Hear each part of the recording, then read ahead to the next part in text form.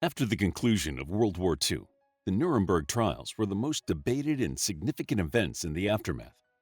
The Nuremberg Trials was held to try some of the former Nazi leaders as war criminals.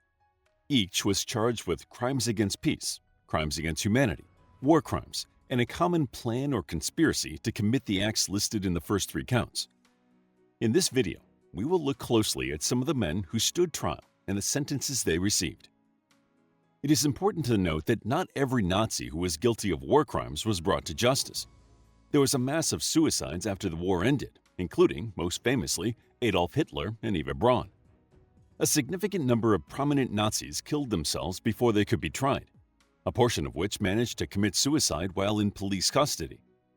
Even more disturbing is the number of active Nazi Party members who eluded authorities and escaped standing at the Nuremberg Trials, including Adolf Eichmann, Josef Mengele, Walter Rauff, Franz Stangl, Josef Schwamberger, Erich Priebke, and Gerhard Bohne.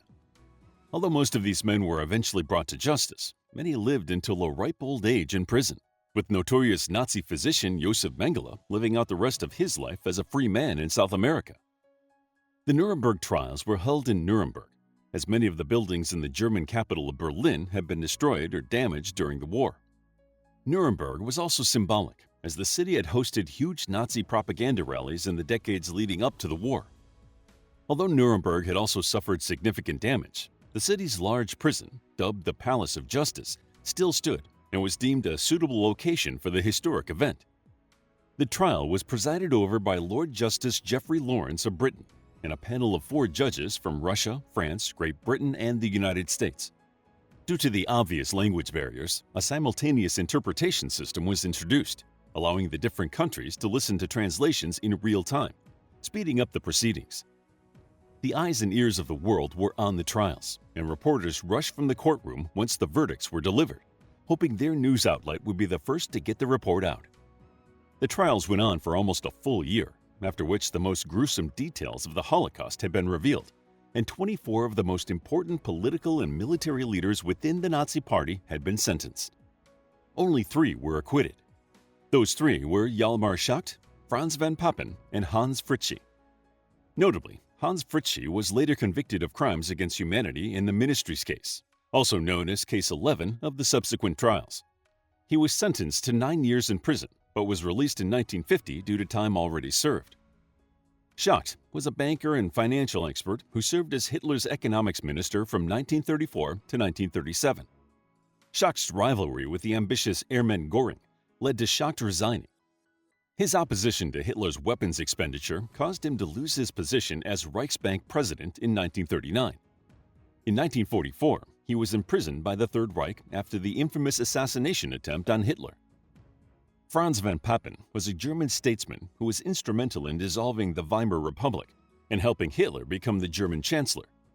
Papen had naively believed that installing Hitler was a means to an end and was convinced that he would be able to limit the Nazis' influence. Papen soon realized his mistake, although he continued to serve Hitler, who doubted his loyalty. Papen narrowly escaped with his life during the so-called Night of the Long Knives in 1934, during which Hitler purged any Nazi leaders he deemed disloyal. Although Papen was found not guilty of conspiracy to prepare an aggressive war, he was later sentenced to 8 years imprisonment by a German court.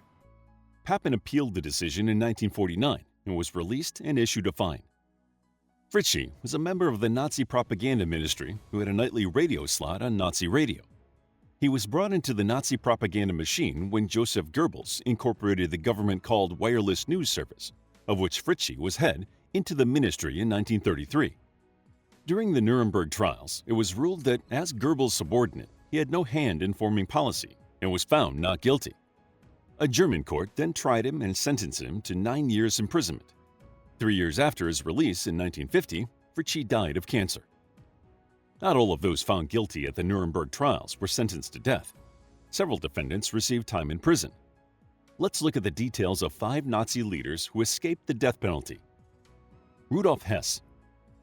Hess joined the Nazi Party in 1920 and befriended one of their rising stars, Adolf Hitler.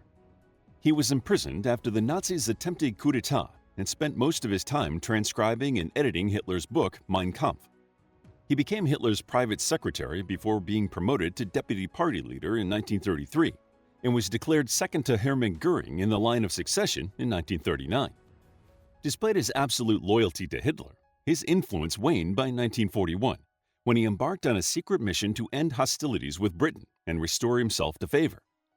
Unbeknownst to Hitler, Hess parachuted into Scotland with peace proposals, demanding the return of German colonies and power for Germany and Europe in exchange for the promise that the Nazis would respect the integrity of the British Empire. He was immediately imprisoned by the British, who ignored his proposals and kept him in custody as a prisoner of war for the remainder of the conflict. Hitler declared Hess to be foolish and that he was suffering from pacifist delusions. Due to his push for peace and the fact that he had not been privy to the worst atrocities of the Nazis due to being in British custody, Hess was not sentenced to death. Instead, he was given a life sentence, serving it at Spandau Prison in Berlin. From 1966 to 1987, he was the sole inmate at the jail, as the prison was closing and all the other Nazi prisoners had been released.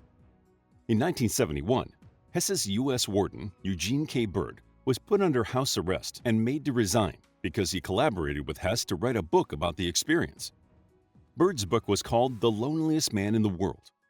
On August 17, 1987, the 93-year-old Hess died of apparent suicide by strangulation in his cell. Erich Raeder. Raeder was a Grand Admiral in the German Navy during World War II.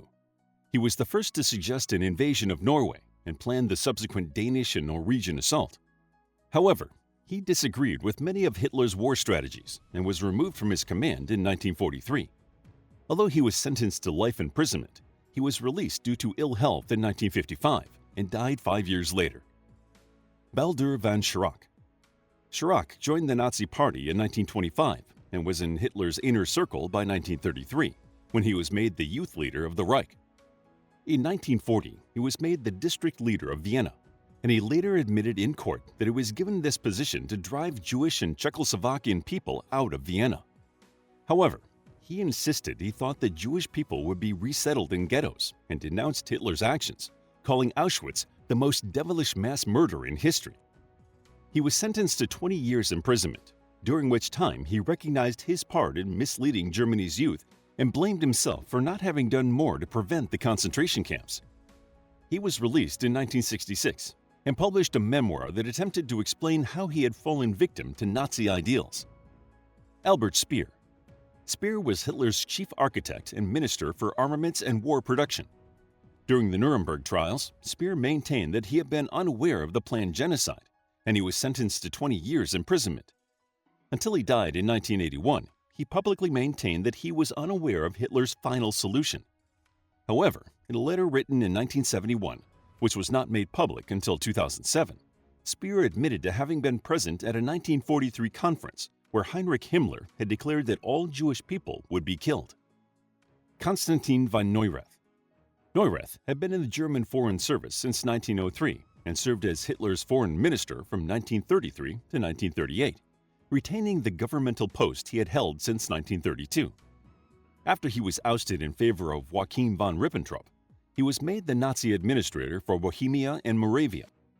Although he abolished the Czech trade unions and political parties and forced the industry to work for the German war effort, Hitler deemed him too lenient and he was dismissed. He was sentenced to 15 years in Spandau prison, but only served 8 years and 1 month as he was released due to ill health. He died 2 years later. 12 defendants were sentenced to death by hanging, but only 10 would make it to the noose. Hermann Göring, the highest-ranking Nazi official to stand trial, committed suicide by taking poison the night before the execution. Göring had been acknowledged as Hitler's successor and was behind orders to organize a final solution to the Jewish problem. The other man missing from the executioner's list was Martin Bormann, one of Hitler's closest lieutenants, who had disappeared after Hitler's death and was sentenced in absentia. Although there were rumors that he had escaped to South America, a skeleton was discovered in 1972 during the construction of the Berlin Wall that was thought to be Bormann's remains. This was confirmed with DNA testing in 1998. After the conclusion of the trial, 10 Nazi leaders were hanged on October 16, 1946. These were Hans Frank, Wilhelm Frick, Julius Streicher, Arthur Seyss-Inquart, Fritz Sauckel, Alfred Rosenberg, Joachim von Ribbentrop, Wilhelm Keitel, Ernst Kaltenbrunner, and Alfred Jodl. Frank served as Governor General of Poland during World War II. He demonstrated enthusiasm for the racist ideology of the Nazi Party. He was responsible for the execution and enslavement of hundreds of thousands of Poles, as well as sending Polish Jews to ghettos to unknowingly await their extermination. His final words were, "I am thankful for the kind treatment during my captivity, and I ask God to accept me with mercy." Frick was a parliamentary leader of the Nazi Party and served as Hitler's Minister for the Interior. He played a significant role in the Nazis' anti-Semitic measures, including helping to draft the notorious Nuremberg laws. Although he was replaced as Interior Minister by Heinrich Himmler in 1943, he remained a prominent Nazi leader as Reich Protector for Bohemia and Moravia until the end of the war. His last words were, "Long live eternal Germany." Streicher was infamous for advocating the persecution of the Jewish people during the 1930s. He was the founder and editor of an anti-Semitic newspaper entitled Der Stürmer, which he continued to promote until the end of the war. He was not popular in the Nazi Party and was stripped of his party posts after sadistic and sexual excess alienated other officials. A commission in 1944 uncovered irregularities in his business transactions as well as a scandalous personal life. His last words were, "Adele, my dear wife." Seyss-Inquart was an Austrian Nazi leader who advocated the union of Austria and Germany. He later became the deputy governor of Poland and the commissioner of the occupied Netherlands, where he oversaw systematic atrocities such as shooting hostages and the deportation of around 120,000 Dutch Jews, mainly to Auschwitz. His last words were, "I hope that this execution is the last act of tragedy of the Second World War, and that the lessons taken from this World War will be that peace and understanding should exist between people. I believe in Germany." Sauckel was Hitler's chief securer of slave labor during the war. He traveled through Nazi-occupied Europe, forcibly recruiting people to fuel Nazi industrial production. In total, he was responsible for deporting around 5 million people. His last words were, "I am dying innocent. The sentence is wrong. God protect Germany and make Germany great again. Long live Germany. God protect my family." Rosenberg was a proponent of the racial superiority of the Germans and believed that the Germans were descended from a Nordic race that was from a lost Arctic continent. A prominent racist, his ineptitude kept him from securing any real power, which is why Hitler placed him in charge of the Nazi Party while he served time in prison after the Beer Hall Putsch. Ribbentrop became Hitler's chief advisor on foreign affairs in 1933. He brokered pacts that gave the Nazis allies, including the Pact of Steel with Italy and the German-Soviet Non-Aggression Pact that led to the joint attack on Poland. His last words were, "God protect Germany. God have mercy on my soul. My final wish is that Germany should recover her unity and that for the sake of peace, there should be an understanding between East and West. I wish peace to the world." Keitel was chief of Hitler's personal military staff. He was also head of the Armed Forces High Command, the central agency controlling the military effort during the war. Keitel signed operational orders that allowed the detention of civilians without due process and was a member of the Court of Honor that tried the conspirators of the July plot. After he was sentenced, he requested death by firing squad, but this request was denied. His last words were, "I call on God Almighty to have mercy on the German people. More than 2 million German soldiers went to their death for the fatherland before me. I follow now, my sons, all for Germany." Kaltenbrunner started as the leader of the Austrian SS, but was promoted to the head of all Nazi police forces. He was in charge of the Gestapo and the system of concentration camps, and had agreed with Himmler that gas chambers should be used to slaughter Jewish people. His last words were, "I have loved my German people and my fatherland with a warm heart. I have done my duty by the laws of my people, and I am sorry my people were led this time by men who were not soldiers, and that crimes were committed of which I had no knowledge. Germany, good luck." Jodl was a key figure in Hitler's military command and stayed faithful to the Nazi leader until the end. As chief of operations staff, he had signed his name to many acts that contradicted international law, including orders to shoot hostages. His last words were, "My greetings to you, my Germany." It is important to note that these were not the only people who were convicted of war crimes. Some defendants were later convicted in subsequent trials, such as the Nuremberg military tribunals. What are your thoughts on the Nuremberg Trials? Do you agree with the sentences? Let us know in the comments below. How would you like to get a deeper understanding of history, impress your friends, and predict the future more accurately based on past events?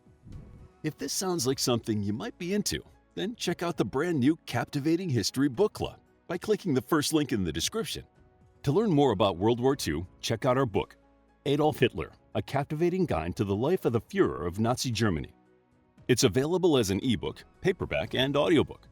If you found the video captivating, please hit the like button and subscribe for more videos like this.